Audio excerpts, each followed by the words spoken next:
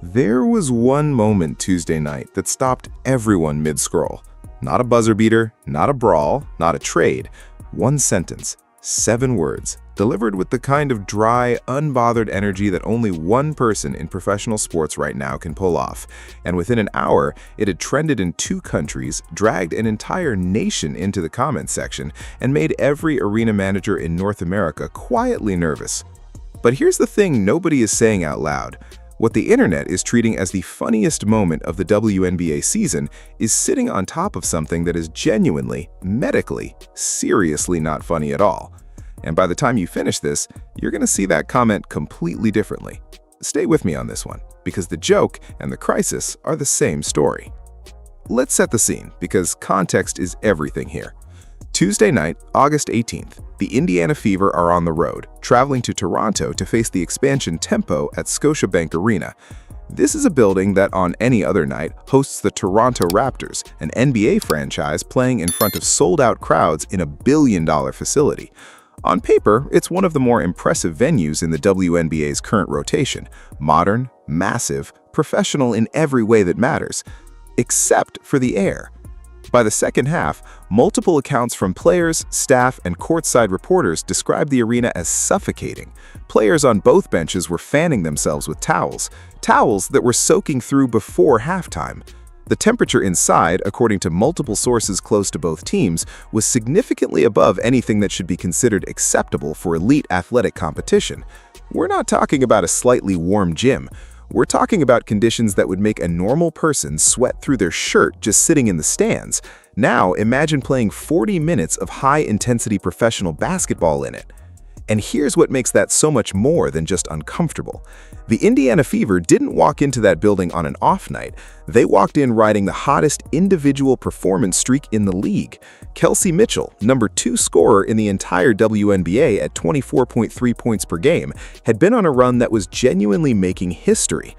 20 consecutive games of scoring 20 or more points. That's not a hot streak. That's a sustained demonstration of dominance that puts her name in conversations that most players never get close to. She was locked in. She was unstoppable. And then she wasn't. Late in the third quarter, Mitchell checked out of the game. She walked to the locker room. She never came back.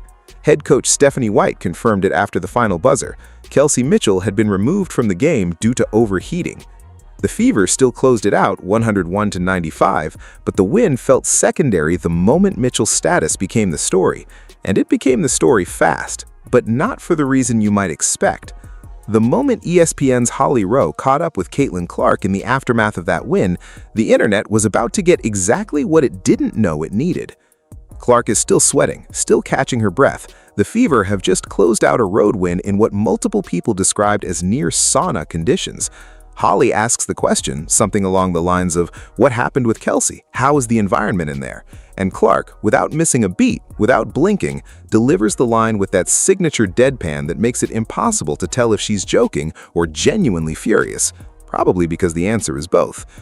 Well, maybe if Canada had air conditioning, Holly, that would probably be helpful. It's a million degrees in here, but hopefully she'll be okay. We certainly miss her. That was it.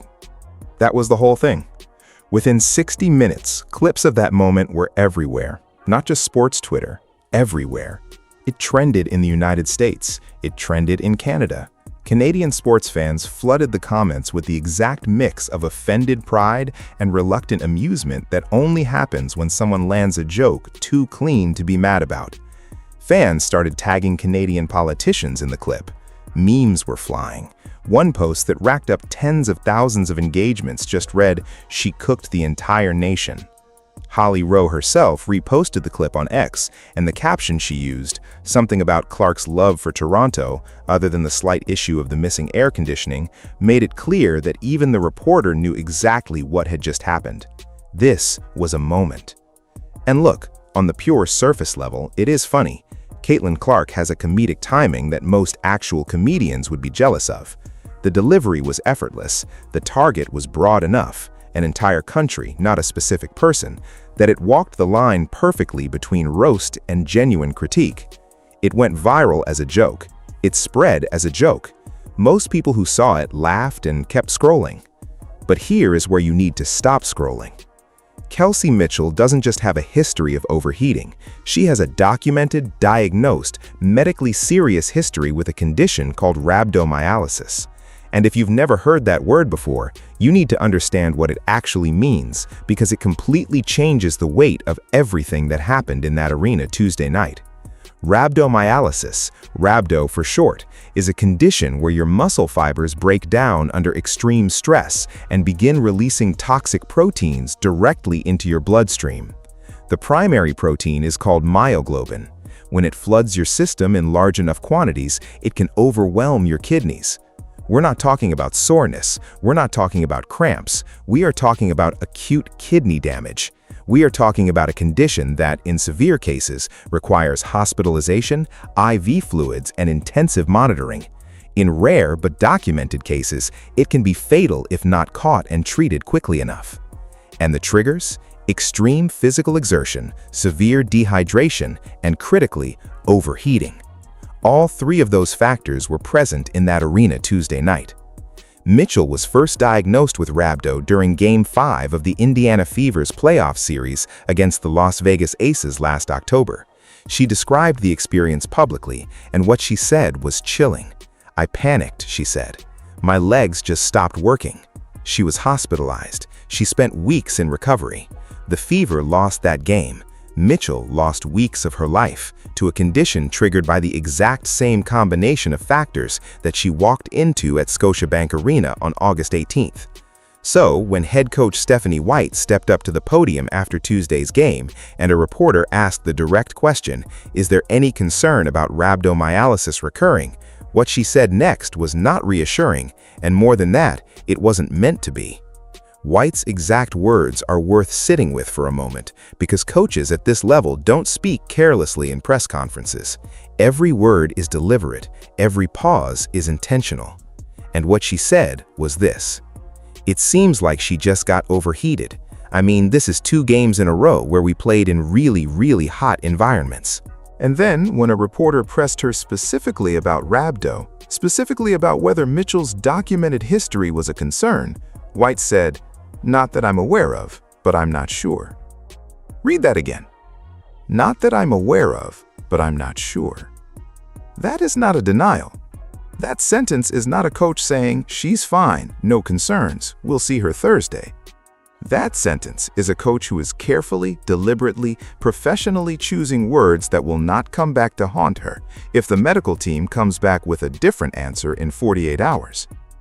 That's a coach who knows Mitchell's history, who knows what the triggers are, who knows her player was just exposed to every single one of them simultaneously, and who is absolutely not going on record saying no rhabdo when the medical staff is still evaluating.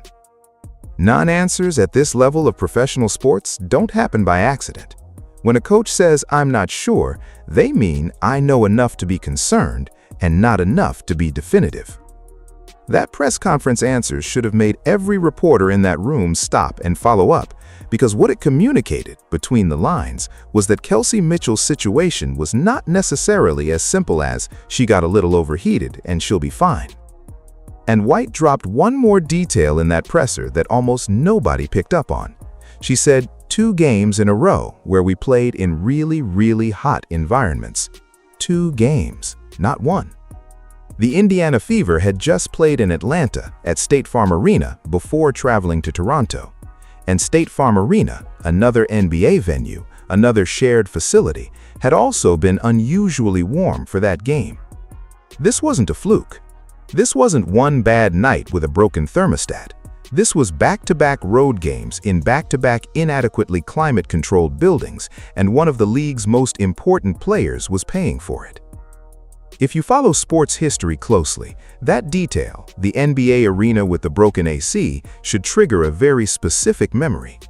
Game 1 of the 2014 NBA Finals, San Antonio. The AT&T Center. LeBron James, one of the most physically dominant, rigorously conditioned athletes in the history of professional basketball, went down with severe leg cramps in the 4th quarter of a finals game because the arena's air conditioning system had malfunctioned. He had to be carried off the court. He barely finished the game. The Spurs won, and the aftermath was massive. The SAP organization issued a formal public apology. The story dominated sports headlines for an entire week. The NBA made it explicitly clear that facility conditions were not just a comfort issue, they were a competitive integrity issue. Arenas hosting playoff games in the middle of summer were expected to maintain proper climate control, full stop. That was for cramps. LeBron James got dehydrated and cramped up, and the entire league treated it as a crisis that required apologies and policy conversations. What we're talking about with Kelsey Mitchell is the potential recurrence of a diagnosed condition that sent her to the hospital, required weeks of recovery, and could, in a worst-case scenario, cause serious and lasting kidney damage. And so far, the conversation has mostly been about a funny joke Caitlin Clark made about Canada. The disparity in how these two situations have been covered and treated is worth sitting with, because it tells you something about where we are with the WNBA as a league and what it's going to take to move the needle. Here's the part that goes beyond one game, one player, and one broken thermostat. The WNBA is in the middle of the most significant expansion moment in its history. Toronto just joined the league as the Tempo. Portland is coming. Golden State has been discussed. The entire pitch to investors, to markets, to media partners, to the broader sports world that has started paying attention is that this league is ready, that the product is prime time, that WNBA basketball can fill NBA-caliber arenas and deliver an NBA-caliber experience. But Scotiabank Arena is an NBA venue. State Farm Arena in Atlanta is an NBA venue. These are not small market gyms or makeshift courts in expansion cities still figuring out their infrastructure. These are billion-dollar facilities that already host 82-game NBA seasons every single year, and they couldn't keep the air on for a WNBA game in August. That's not a small operational hiccup. That's a statement about how these games are being prioritized. NBA games don't get played in buildings where the temperature hits dangerous levels because someone forgot to adjust the HVAC settings. The operational infrastructure around those events is thorough, detailed, and non-negotiable. The same standard has clearly not been applied with the same consistency to WNBA games being played in the same buildings. And what that costs isn't just player comfort. What it costs is the product itself. Kelsey Mitchell was in the middle of something genuinely historic. She came into Tuesday's game riding a 20-game streak of scoring 20 or more points. In that very game, before the Heat knocked her out of it, she scored 29 points on 11 of 16 shooting and tied the WNBA league record for most consecutive 20-point games. She matched the mark. She was one game away from breaking it outright. And then she walked off the court and didn't come back because the building was too hot. If she misses the Dallas game Thursday, if the medical team comes back and confirms rhabdo, if she has to sit out days or weeks of recovery the way she did last October, that record doesn't just pause. That streak is over, gone, and it dies in a building that was supposed to be ready for professional competition. The Fever's entire second-half narrative, the Clark-Mitchell backcourt as the most dangerous 1-2 scoring combination in the league, depends on both of them being on the floor. When one of them isn't because of conditions that should have been controlled before tip-off, that's not bad luck. That's a failure of basic operational responsibility. Now, let's go back to Caitlin Clark, because what she did in that hallway with Holly Rowe deserves more credit than it's getting. She didn't call out the Tempo organization directly. She didn't name a specific person or department. She didn't go after the WNBA front office or make an accusation that could be spun into a controversy about her attitude or her willingness to create friction. She did something smarter. She wrapped a genuinely sharp and pointed criticism inside a joke about an entire country. And she delivered it with such natural ease that the clip spread as comedy, not as confrontation. But let's be very clear about what that comment actually was. Maybe if Canada had air conditioning is not idle chatter. That is a public statement, made on camera, attached to one of the most famous names in professional sports right now, about the conditions in a WNBA arena that resulted in a teammate leaving with a potentially serious medical situation. Said with a smile, said without apology, said in a way that guaranteed it would go viral. Every facility manager for every arena that hosts a WNBA game saw it. Every operations director, every venue coordinator, every person whose job it is to make sure the building is ready for game night, they all saw it. The league office saw it. The expansion teams that are still building their operational infrastructure saw it. And none of them want to be the next punchline in front of millions of people. That's not just a quip. That is leverage, deployed in the form of humor, in the most effective way possible. Clark created accountability without creating a direct conflict. She made the point land exactly where it needed to land, with everyone responsible for player safety in WNBA venues, while the general public processed it as entertainment. The message was funny, the mechanism was strategic, and the result is that the next time Indiana plays a road game in a building that can't hold a reasonable temperature, somebody in that building is going to think twice before letting the situation get to the point it got to in Toronto. That's not an accident. That's someone who understands exactly how influence works and exactly how to use it. But beyond the strategy, beyond the humor, beyond the viral moment, the thing I keep coming back to is the actual human reality of what Kelsey Mitchell has been dealing with. She went through rhabdo last October. She described it as terrifying. Her legs stopped working. She was hospitalized. She worked through an off-season of recovery to come back this season and put together one of the most sustained individual scoring performances in WNBA history, 20 straight games of 20 or more. She wasn't just healthy, she was playing at a level that was making people reconsider where she sits in the conversation about the best players in this league. She had done everything right. She had taken care of her body, come back stronger, and gone out and proved it every single night.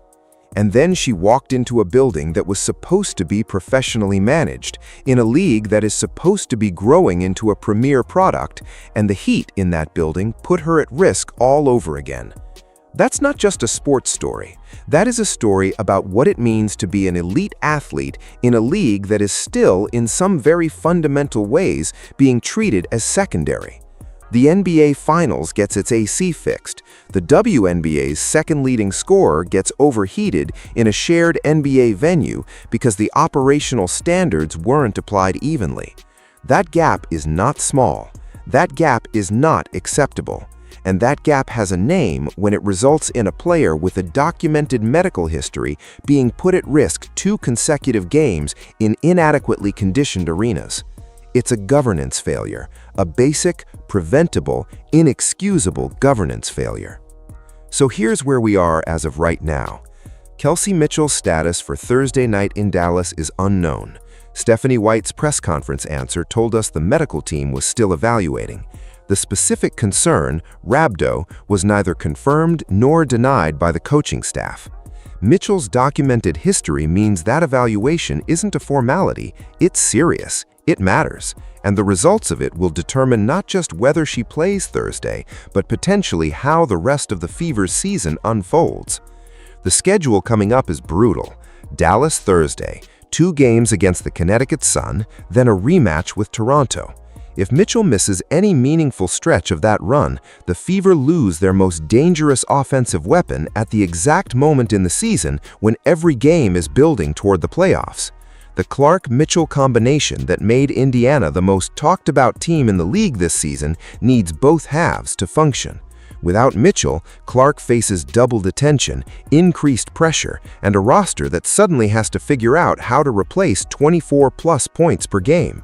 And all of it could come down to whether someone in Toronto made sure the air conditioning was working before tip-off. Let that land for a second. A potential historic record, a player's health, a team's playoff positioning, the broader conversation about WNBA facility standards during the most important expansion moment in the league's history, all of it sitting on top of one broken thermostat in a billion-dollar arena. This is why Caitlin Clark's comment mattered beyond the laughs. This is why Stephanie White's carefully worded non-answer at the podium should have been the headline.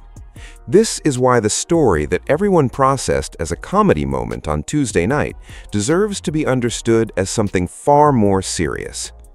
The joke landed, the meme spread, Canada got roasted, and underneath all of it, one of the greatest scoring streaks this league has ever seen was quietly hanging in the balance, dependent on a medical evaluation that none of us have seen the results of yet.